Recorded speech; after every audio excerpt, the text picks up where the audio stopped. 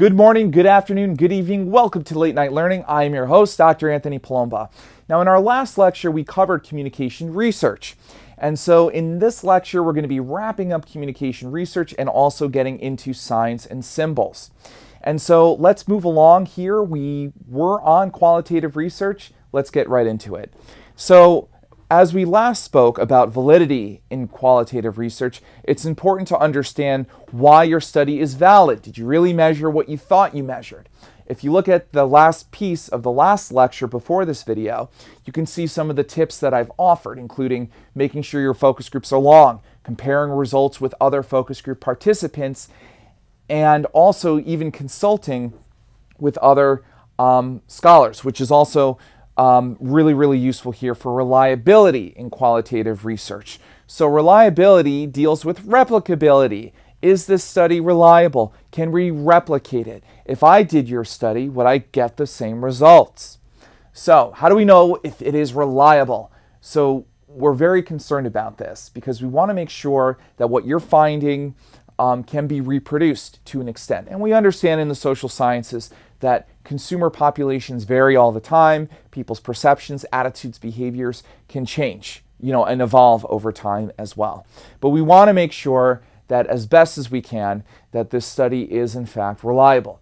And so we can ensure this by repeatedly using the same interview guide for uses and gratifications surrounding why people watch sports. That probably isn't going to deviate that much. Sure, people watch different sports on different platforms, but generally speaking, if I wanted to know why people watched sports in 2000 and why they watched them in 2018, while there be some variation, it shouldn't change that much.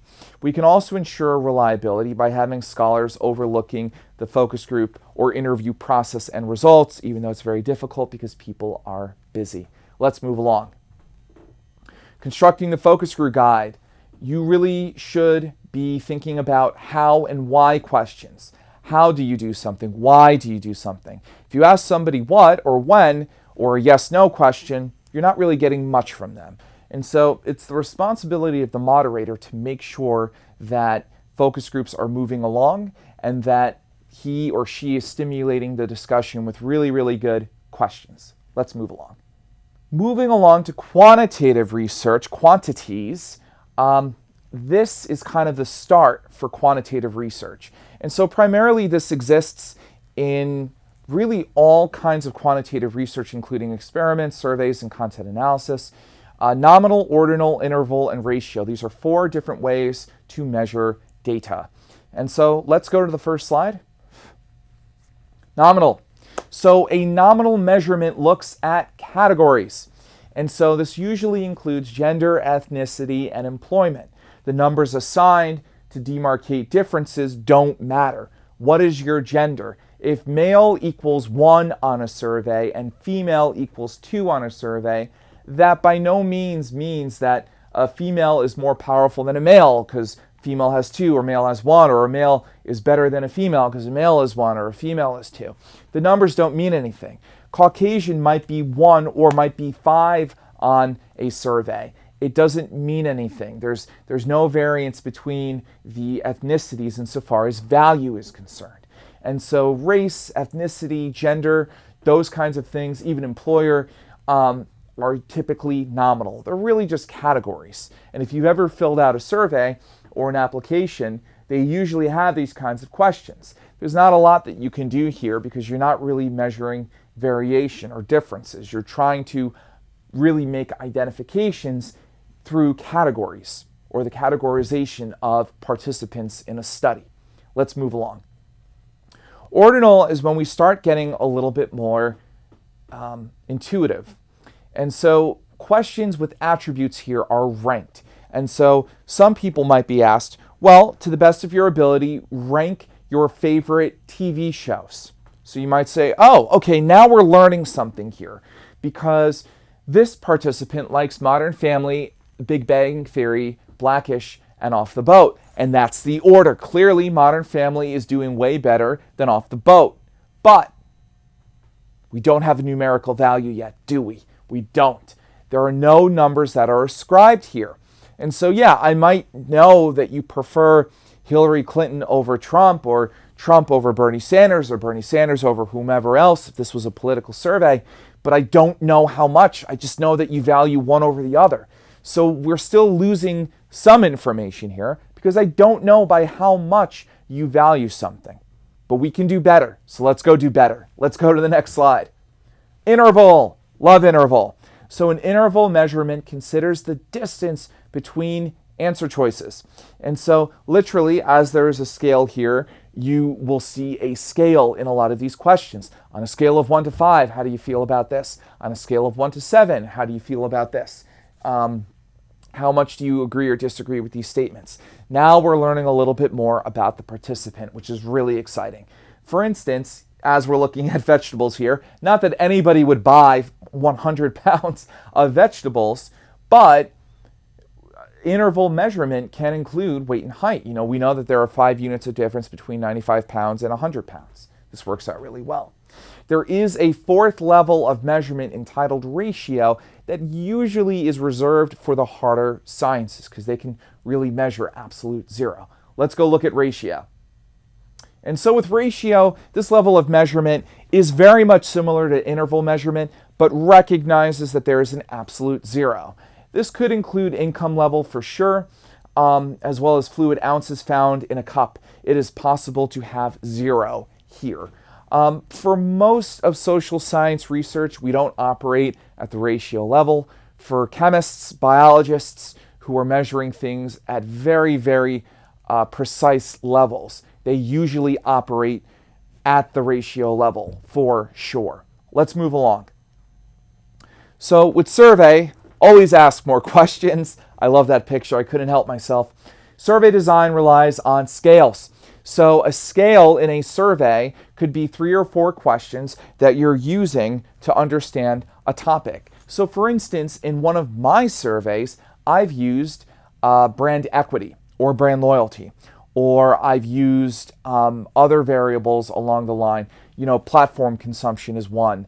Actor familiarity is another measurement or scale for that matter. And so when we reference scale in academic research, what we're really looking at are usually 3 to 5 questions, it may vary, that measure one particular variable. So a variable might be brand loyalty, and its operationalization is people's disinclination to switch from brand to brand. If you really are disinclined to switch from brand to brand, it means that you stick with your Nikes, right? You're not going to Jordan, you're not going to Adidas, you are disinclined to switch, you stick with your Jordans. That means that you have a lot of brand loyalty toward your shoes. So if the scale is brand loyalty toward shoes, you might be asked 3 to 5 questions, or asked how much you agree with 3 to 5 statements surrounding your affinity or brand loyalty toward Jordans, insofar as not switching from brand to brand. And so with Likert scales, which is typically what we use in survey design, with Likert scales, what we're aiming for is usually scales with a 1 to 5 range. Now, you've probably seen scales with a 1 to 3 range, probably very, very rare, and 1 to 7 range, which is probably a little bit more common than a 1 to 3 scale for that matter. Why would we use 1 to 5? Why not 1 to 3? Well, with 1 to 3, we really don't capture anything, right? It's kind of yes, no, which is okay, but there's not a lot of variation there. And we don't know, just because somebody may not really, really love a particular brand or really, really watch Modern Family, instead of selecting 1, they may select 2, 3, no, which isn't really good, and it isn't really descriptive of that behavior. If we do 1 to 7, there are too many choices, and so 1 to 5 usually works out pretty well. Let's move along. Clarity in questions is really, really crucial here. It's not enough just to design a survey. You really have to think about the kind of questions that you ask. For instance, soft drinks, which produce many, many carbonated bubbles, hence the picture here. How many soft drinks did you consume yesterday? Is this a good question? I don't know. Sounds good. I think we can do better though. The problem here is, what does this mean? Is this a reference to cans? Bottles? Is carbonated tea included as a soft drink? Some people might include iced tea as a soft drink. Some people don't. So some consumers may think one thing about the question, and some people might think something else. It's not really good to have that kind of confusion. It will thwart the results of your study. And so it's really imperative to make sure that your survey questions are clear. So a fixed question here might be, how many cans of soda did you drink from yesterday morning to yesterday at night? It's not perfect, but if you look at the fixed question compared to the question, you can already see how much better this is. And so everybody can understand this question way better. If people are unclear in soda, you might even want to list Coca-Cola, Pepsi, whatever it may be, if you want to further refine the scope of the question itself. Let's go to the next slide. Double barrel questions. Question, how often do you rent boating equipment and go boating? What's wrong here? I'm only asking about renting boating equipment and going boating. I mean, it makes sense to ask those things. They fall hand in hand, don't they? Not really that much. What you probably should do here is break up the question into two. How often do you rent boating equipment and go boating? Let's face it, even though it probably is the case that most people who rent boating equipment actually go boating, some people may rent for other people. We don't know. And so a double barrel question is when there are two questions in one. We want to avoid that. How do we fix this? As I said, split it into two questions. Question 1, how often do you rent boating equipment? Question 2, how often do you go boating? That's it. It's a very nice, simple way to fix that. Let's move along to the next slide. When you are also designing survey questions, they need to be mutually exclusive. In which category does your age in whole years fall between? Okay. Look at this and look at the answer choices very, very carefully and think about what's wrong here.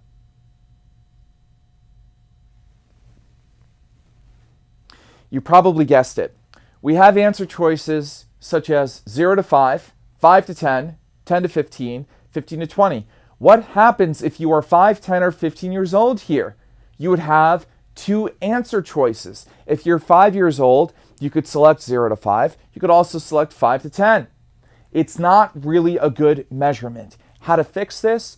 You could rewrite these answer choices to 0 to 5, 6 to 10, 11 to 15, 16 to 20. That way, each answer is mutually exclusive. There is no overlap between one answer choice and another answer choice. Let's go to the next slide. Your surveys should be exhaustive. All survey questions should have a bank of exhaustive answer choices. What is your favorite color from the Roy G. Biv scale? Those of you who took biology probably faintly remember this. Red, orange, yellow, green, blue, indigo, violet. Great. What if I told you the answer choices, though, were red, orange, yellow, green, blue, indigo? What about violet? Violet's definitely included here. How could you possibly ask this question and not include violet? How could you possibly ask people about their preferences for video on-demand streaming services and not include Netflix, but list HBO and Hulu as answer choices? That doesn't make sense. You need to be sure of all possible answer choices for a question are made available to respondents. One way to fix this, make sure you have an other option. You can always do an other option. If you don't know that you've included all video on demand services, you can always have an other. A few weeks ago, I learned about Walter Presents, which is a video on demand streaming service in Europe. And so I always naturally include other because especially with questions that have an ever-evolving answer choice set, you don't know what's coming down the pike. And so it's very, very useful. Additionally, if you include other in a survey, it also lets you know what you should probably include next time. If I ask people about video on demand services and everybody keeps putting down Walter Presents and it's a video on demand streaming service I've never heard of, guess what will happen the next time I put the survey out? I'm putting it on there. We regularly did this when I was working at Ipsos in New York City for market research. If people were putting down a lot of different things for the HBO survey, we would modify the answer choices to be reflective of what people were actually putting down and answering for that matter. Let's move along. How to stimulate recall among participants. It's very difficult to get anybody to remember anything in a survey. It is not easy. People are not the best at reporting their behaviors. They rely on memory, and memory is very flawed, as thousands of studies have demonstrated. What you can do is you can ask people about, their favorite channels and their favorite TV shows to kind of get them warmed up to other questions. So you might say, well, what are your favorite TV shows? What are your favorite channels? And this might start getting people interested in their own TV shows and channels and making them more reflective. That way, later on in the survey, you can talk to them about their favorite actors or where they're most brand loyal to, insofar as TV shows are concerned. You can do those things when you've warmed them up. So it's important in the beginning of a survey to ask, from the top of your head, please list your favorite TV channels. From the top of your head, please list your favorite TV shows, if in fact that's what you're investigating. For here, if a crime has been committed, you want a respondent to recall it, for instance, you may ask them about a police report or context or something else to get their memory jogging. It's really important to get memory jogging in survey research. Let's move along. Assumptions. We should always avoid these and be careful of these with surveys. On the days in which you drink alcohol, how many drinks do you usually have? What's wrong with this question? You're assuming that people are, in fact, drinking alcohol. You may ask people, we understand that people drink alcohol on the weekends and sometimes during the week. To the best of your ability, how many drinks have you had in the last week? And, please list, what kinds of drinks. And so with this kind of question, you're able to not assume anything. You understand that people have drinks, which might be a sensitive subject for some. And you're asking people to list how many drinks they've had, and they can put 0. And so you've made 0 an okay answer to have here, which is important because we're not always asking simple, easy questions that are not offensive in a survey. It doesn't always happen. Let's move along. Signs and symbols. So signs and symbols are really, really important to use and to know. We use signs and symbols when we drive, stop sign. We use signs and symbols when we're going into a hospital. We have the biomedical sign that's pervasive throughout a hospital. We have logos in entertainment and media and on products and services. And so signs and symbols carry a lot of meaning. And so without further haste, let's dive right in. And so semiotics is the study of signs. And so we have here kind of a really neat chart that breaks down signs and symbols for that matter. And so a signifier is known as any motion, gesture, or image that demonstrates meaning, kind of the physical form of something. And then we have the signified, the concept that a signifier refers to. So this is the concept or object that may be represented here. Love may be represented by a heart or by a rose for that matter. And so the signified is the concept, love, and the signifier is the actual image itself. A rose may signify love. Together, we have a sign. And so 3 types of signifiers include an icon. And if you look at the graph that I've given you in the bottom left corner, you see kind of like a megaphone of sorts that's literally booming something. So that's an icon. That's literally the sign of what it is. A symbol is a sign that is culturally specific. So the sign right there is caution, the black and yellow symbol right there. But it's not necessarily something that exists. There is no black or yellow circle symbol for caution. Literally, in reality, it's more of a symbol. It is symbolic of some sort of meaning. And then with index is evidence of what is being represented. And so smoke on a sign may indicate that there might be fire, right? It's an indication of something. Mickey Mouse has been the ambassador for Disney for some 85 years as of this recording. And so certain indexes serve as a way in which to demarcate more than what is being represented. Let's move along. Symbolic interactionism. This is grounded in philosophy, humanism, sociology, and psychology, which, by the way, much of communication research is founded upon. I would say these are the four primary pillars. In my area of communication research, I would probably look more toward marketing and economics, but these four are incredibly crucial to the development of the communication field, which really is only about 100 years old, which is still regarded as a relatively new field of inquiry. It explores the centrality of human symbolic processes and deep interactions between the mind, self, and society.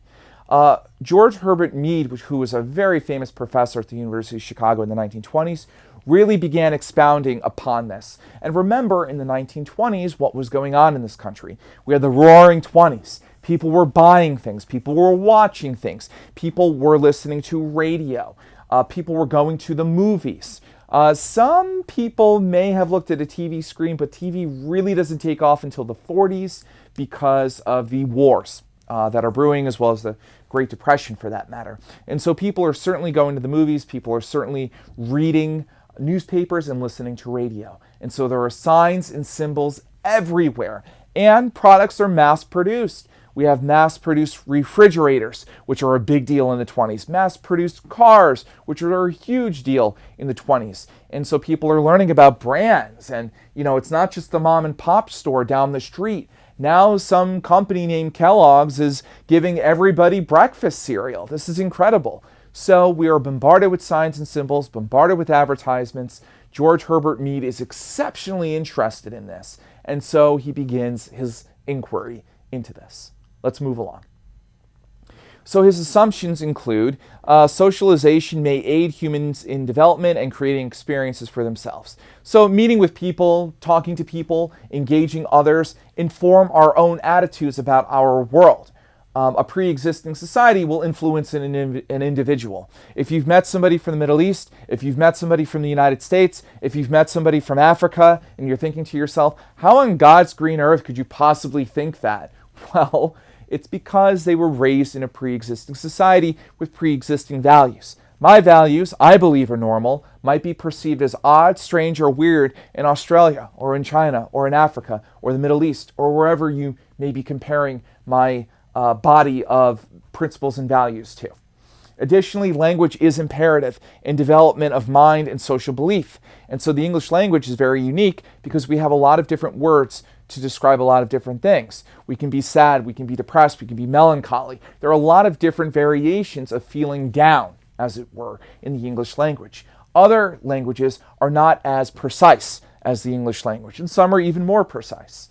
The emergence of self and mind is only possible because of social interaction. Behavior of all things are rooted in socialization. So Mead is really seeing people buying things in the 1920s, talking to each other, the mass communication revolution with national newspapers and national radio and national movies. And he's saying, people are talking to each other more, and there's an exchange of ideas even more rapidly. In one day, I can read a newspaper, listen to a talk show, and watch a movie. That's a lot in the 1920s. Whoa!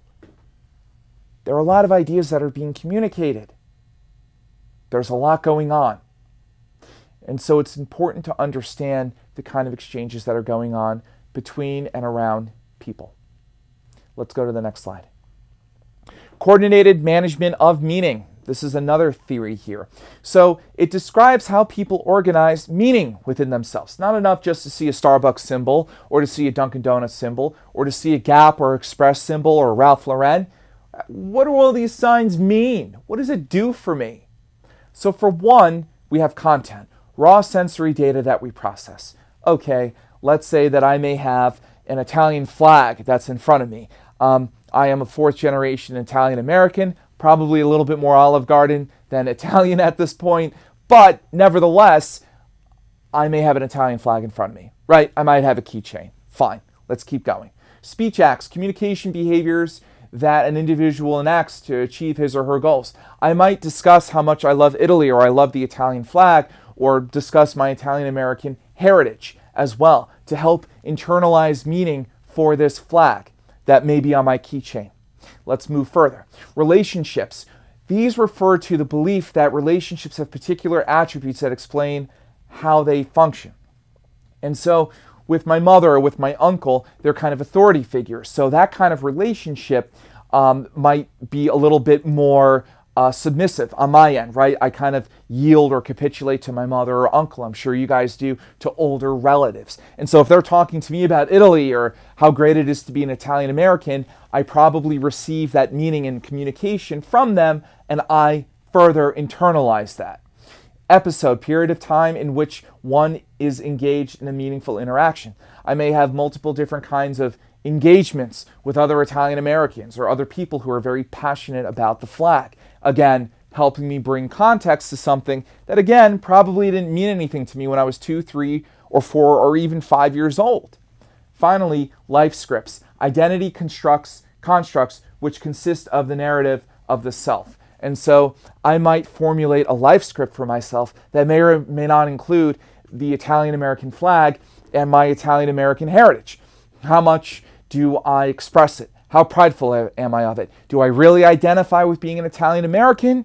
Or do I say to myself, my ancestors came here some 100 years ago, maybe the Italian flag may mean lesser to me than somebody who just came here from Italy, right? You can have a whole host of different viewpoints based on this. And so it's just kind of important to understand how people ascribe meaning. This is important when you're dealing with Hispanics, for instance, for advertisement purposes. Trying to understand, well, what does the Mexican flag mean to somebody who just came from Mexico versus their children or their grandchildren? Let's move along. Finally, as the wrap up for this, signs and symbols are important. It really is important to understand signs and symbols here. It's kind of the foundation for any kind of communication. Why? I have an example here to finish off this program. Procter & Gamble, which is a very large consumer goods company, started selling Pampers diapers in Japan. But the problem was sales were actually down. The packaging had an illustration of a stork delivering a baby, which is a symbol.